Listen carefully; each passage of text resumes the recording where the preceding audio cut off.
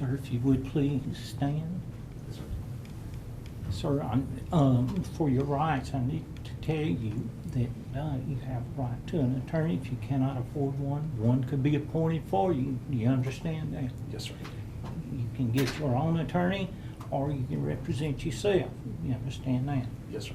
Understanding that, under these charges, you have a right to a jury trial and or a bench trial. Do you understand that? Yes, sir. Do you know the difference between the two? No, sir. The jury trial is basically made up of 12 individuals. Those 12 individuals is picked from the community of the South Carolina, county of South Carolina, and then there'd be a pool, they'd be pulled, and then there'd be strikes if you have an attorney to seat 12 individuals, plus one for an alternate. Do you understand? Yes, sir.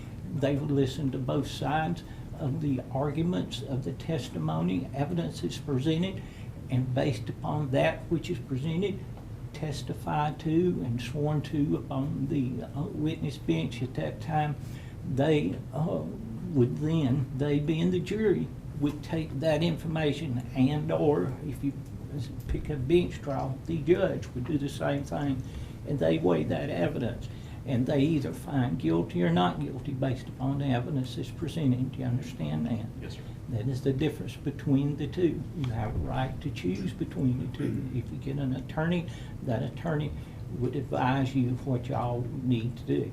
Okay? Now, let's go to the charges.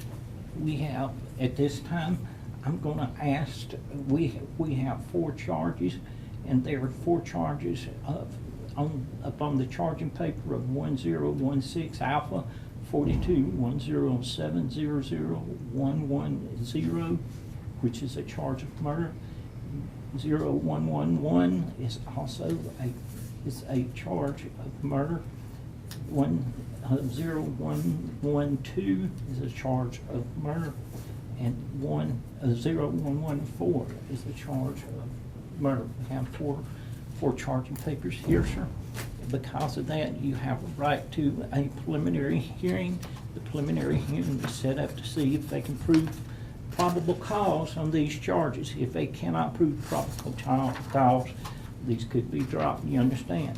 This is your piece of paper. You hold on to that. You fill all this out in 10 days. You turn it in the magistrate's court, or you turn it into your attorney, and that attorney will address this hearing if y'all wish to have one or not. Also, first appearance would be January the 19th, 2017, 9 a.m. downtown Spartanburg at the East Side courtroom, and there's where they would call your name. If they call your name and you do not answer, bench warrants.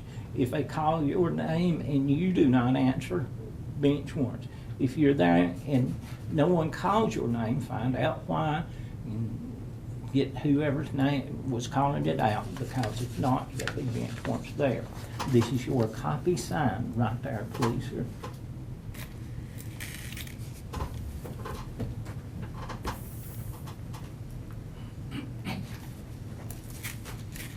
Sir, do you understand your rights and everything? And that's your copy. You keep that and turn that into your attorney. You understand?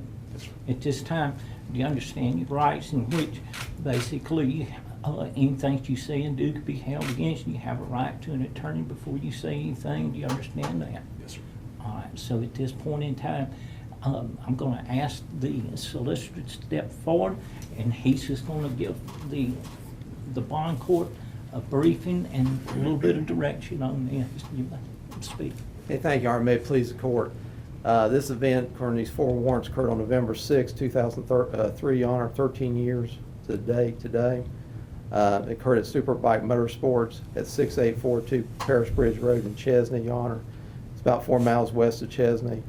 The victims of these crimes were Scott Dean Ponder, Brian Thomas Lucas, Beryl Elaine Guy, and Chris Sherbert, Your Honor. All 4 of them was killed there at that location. A customer called 911 at 3:15 p.m. when they discovered the bodies.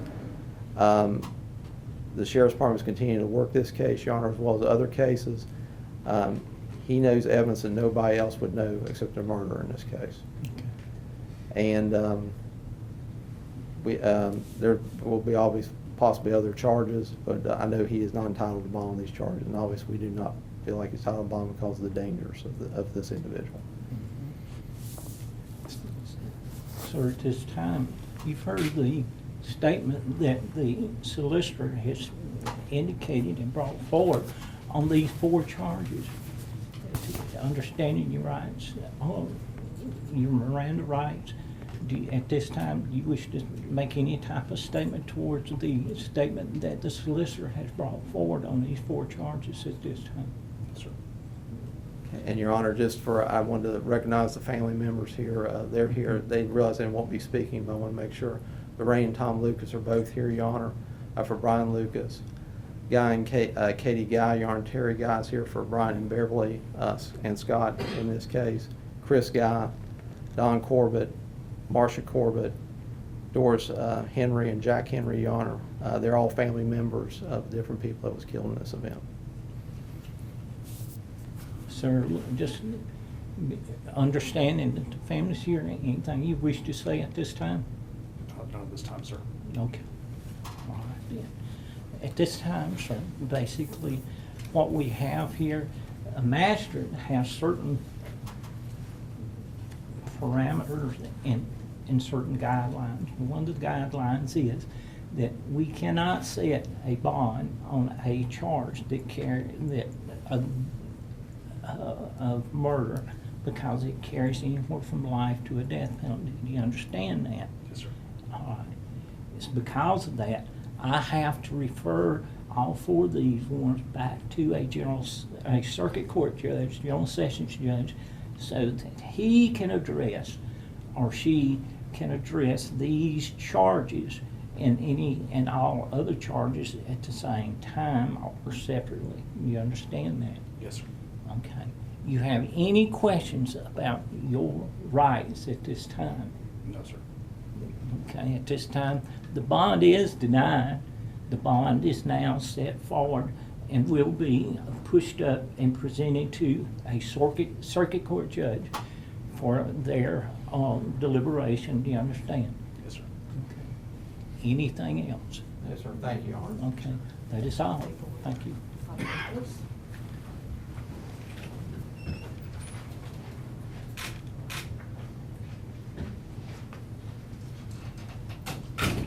Ladies and gentlemen,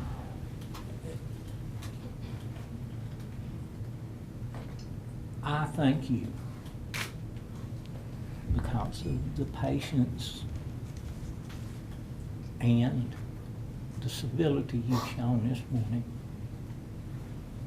That tells me I know there's a lot of hurt. I remember when this happened. I don't want what I think you've done so far is beyond what a lot of people understand, what you've gone through. And you've handled it, everybody's handled it in their own way. But this morning, I want to just basically, as a judge, I cannot say one thing or another about my feelings. But what I do want to tell you how much it means to me as a judge to see your presence here and the demeanor in which you showed. And I know, like I said, I know it's hard. There's been a lot of people thinking about this for years, praying about it, doing everything they could do to turn one side upside down, then look at it again a different way. And I know the solicitor's office and the sheriff's department has worked diligently. And it's almost, it's like a coat or a cloak, a heavy coat or cloak that's just been, at least that, it's gonna be like a onion. You've peeled that first outer. At least you know The onion is here, you started to peel it. And eventually, you're gonna get to peel down to the heart. It's gonna take a while. I address you that your feelings that you have now, you're gonna be able to speak to those feelings at some point in time. And most of the people that come in my court, they're upset. I try to tell them, if you haven't already, sit down by yourself somewhere with a logbook, a spiral notebook, and just start writing. You will be surprised what comes out of it. Because eventually, when it comes your time to speak, and speak for your family members, take that logbook and go back over it, draft it back out 2 or 3 times, and then when you are able to stand forward at that bench to speak to the judge, the jury, and the defendant, speak from the heart that has come, and the emotion, but not the immediate emotion. Write it down. You have something to say. You've been waiting 13 years to say it. Make sure you write it down in a format. And let me tell you something, that is great therapy too. Because if you write it down and let your wife or husband and look at it, and they read it, it's therapeutic. Please do this. And let's get to the next phase where we peel the onion. And it's gonna take a while before we get close to the heart trial of this. You understand? And if you keep going the way you are right now, that's gonna help the solicitor a great deal, because he has to worry about his case. He worries about you,